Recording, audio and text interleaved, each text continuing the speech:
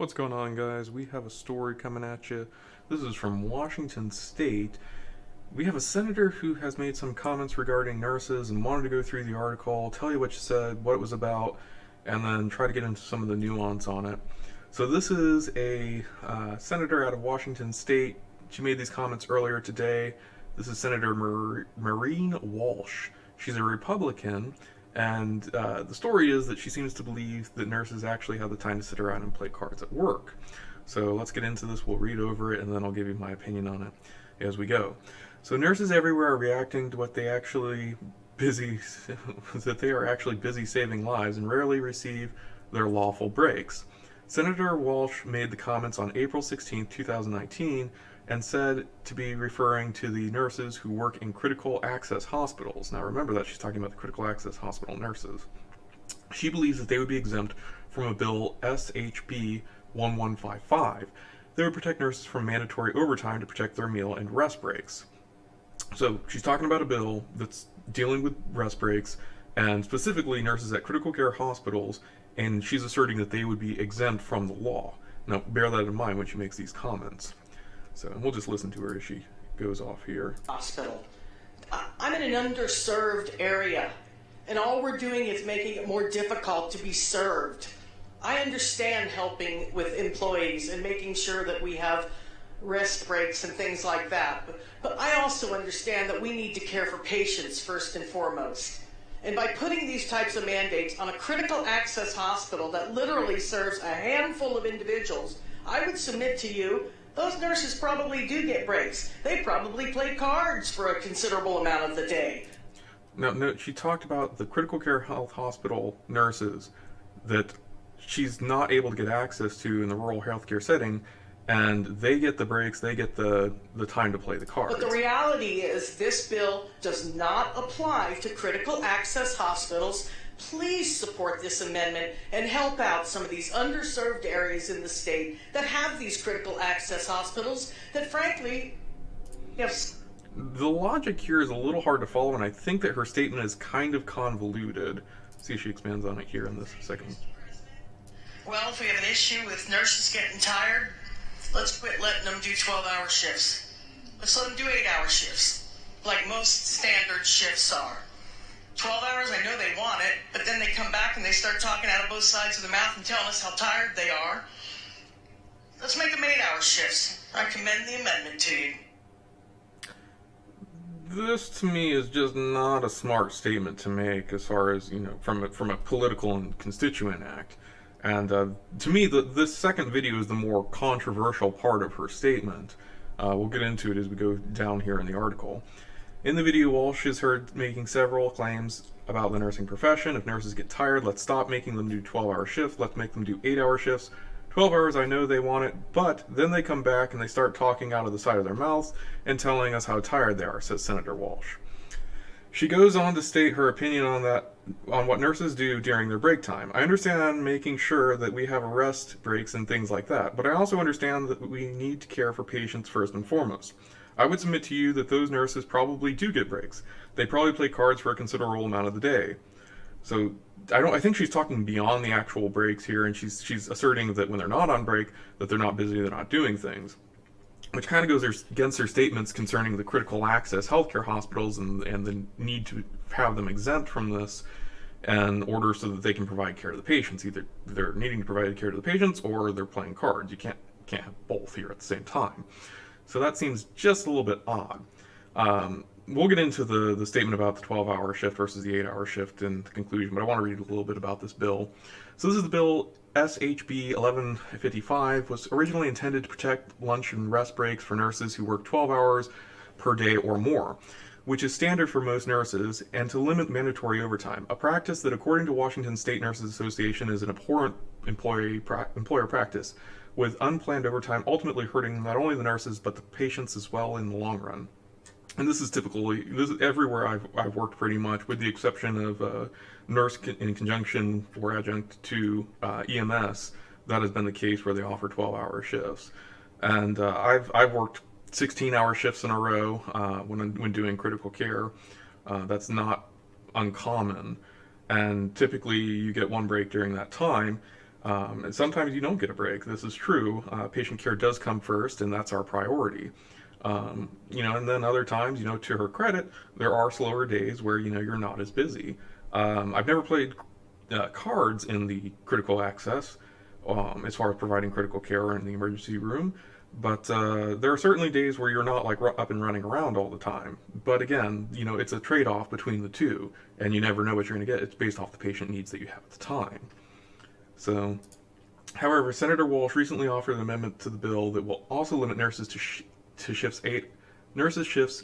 hours to 8 hours per day. Need a copy editor there per day in Washington State. This amendment is causing pushback and controversy throughout the Washington State nursing community, as many say it will affect their livelihood, and it absolutely would for me. I needed those 16-hour shifts at the time. That's why I worked them. The patients needed them as well. That's why they asked me to work them. It was a win-win situation for everyone. And if I was limited to an 8-hour day, I probably would have found another industry to work in or moved and gone somewhere else that allowed me to work 12-hour shifts. That's only going to damage your ability to have a nursing workforce that's able to supply and meet your needs, as well as providing the hours that they need in order to make a living and a livelihood out of the profession. So I don't think it's a good idea for the government to get into this and kind of try to limit the amount of hours that the nurses work, because that's only going to cause more problems. There was an interesting article actually that recently came out. Chinese business industry representative came out and was talking about having I think it was 70-hour work week, and just how that allowed the economy to improve and people in the economy to improve their livelihood and their situation. It's not that they're necessarily forced to work that, but if they agree to it and they're willing to work that, and that's what they need to get by or to improve their lot in life, then by all means, who is the government to try to step in and stop it? Now, the typical argument that's made in order to justify this is patient safety, in saying that, well, if you've got a nurse working 12 hours or 16 hours or 20 hours or however long, then it becomes a patient safety risk factor in which the nurse is more likely to make mistakes. And there's certainly an argument to be had there, and I'm more than willing to listen and hear that, but I've never actually seen good statistical data proving that. And that's really what you need when you're recommending these sort of amendments. Again, I've worked 16 hours, 20 hours in EMS. I've worked consecutively 72 hours as far as a week, as far as the days that I've been on 24-hour shifts. Now, I wasn't working that entire time, but I was on call basically the entire time to say, if we need you, you've got to run out the door and go.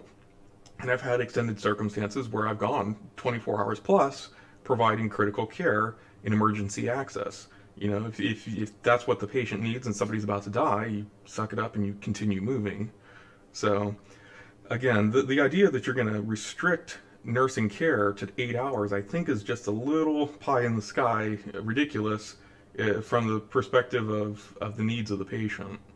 So, due to her comments, the bill is likely to go viral with her remark. Well, it certainly has. The Washington State Hospital Association president and CEO, Cassie Sauer, posted a statement confirming that they do not support Senator Walsh's amendment.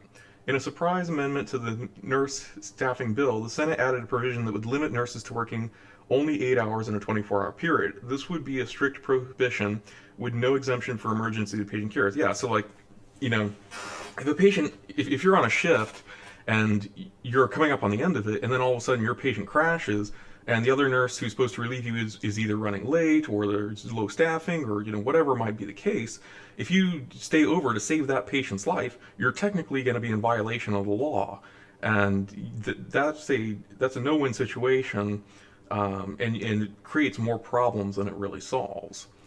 So nurses could not choose to work more if they wanted to.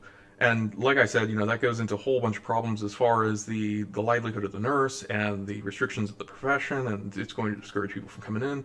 Just creates a whole bunch of problems later on down the road.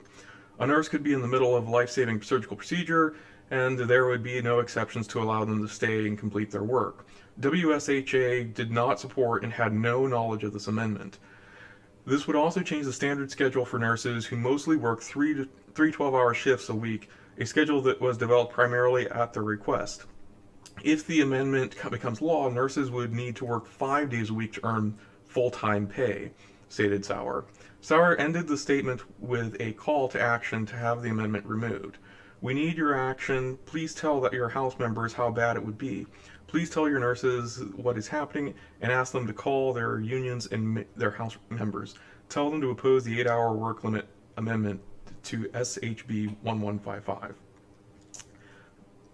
This is just a terrible, terrible idea. And I want to be fair on the one hand to give this lady the benefit of a doubt and try to approach this in a nuanced sense. To say that it was a slip of the tongue, or maybe she was frustrated with the amendment, provided to her bill. But she comes across as very condescending to the profession and to nurses in general. And that's unfortunate, I think that she has a negative impression of the nursing profession, and that came across in her statements on the floor. So, again, just very unfortunate in this case. The Washington State Nurses Association says on our website there is zero logic behind the amendment, as it will cover the rest breaks for some nurses, but not all nurses. And again, the logic behind her statement doesn't really even follow, which is why I'm inclined to kind of think that this is a slip of the tongue, because when she's talking about this, the statement that she makes is that the nurses will have the break provided to them who don't need it, because they're going to be sitting around and resting anyways, as far as like playing cards. But then she, in the same argument, makes the case that critical rural hospitals can't afford this break because people are being underserved. So you kind of becomes a which is it? Are these nurses running around trying to provide care and being overwhelmed by the needs of the patients already, where they have no time for a break? Or are they underserved and there's no need for this because the nurses are playing cards at the desk? And I think that this is kind of indicative that she was probably flustered when she got up there, or upset by an amendment that she wasn't aware of provided to her bill, and didn't know how to respond, and responded poorly when she did. So I don't want to hold this against her. I don't have any knowledge or indication that she's made other statements comparable to this. And so I'd like to see her come out and make a statement apologizing for this, or at least correcting the narrative. This was 3 days ago though, and she hasn't come out with that. And so she does stand by these comments, and she truly believes that this is the way in which healthcare is being run there. That's pretty despicable, I think. So anyways, that's all I've got for now. The article concludes, basically just compares this to the statements made by Joy Behar on The View. If you've never seen that show, you know what a circus that is. Back in 2015, concerning the doctor's stethoscope, Joy Behar had made some ridiculous statements about nurses basically just wearing a stethoscope and pretending to be doctors. It caused a pretty bad ruckus back at the time, and she did come out later and she did apologize for those statements. And I suspect that we'll see the exact same thing here from this senator once this gets back to her, that these comments were not well received by the constituents within her district and the nursing community at large. So anyways, that's all I've got. Hope you guys enjoyed. Give me some feedback as far as what you think, if you'd like more updates like this on what's going on in nursing, and take care.